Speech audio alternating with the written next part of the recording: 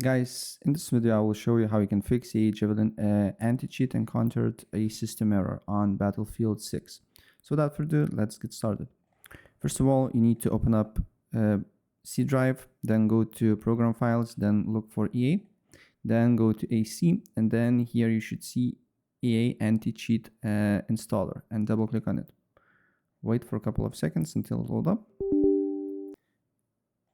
And once you have this window here, press and install all and wait for a few seconds until you get an install success. Then open a browser, write EA Javelin download. Probably it will be the first link here, press on it. Then you need to press download the Javelin Anticheat installer and wait for a couple of seconds until download process is starting. Select where you want to install and then select to verify and wait until you will get this to your PC. And once you have setup, double click on it, select Battlefield Labs, right? Or Battlefield 6, whatever you have here. In my case, it's Battlefield Labs. Then just press install and wait until installation process is done.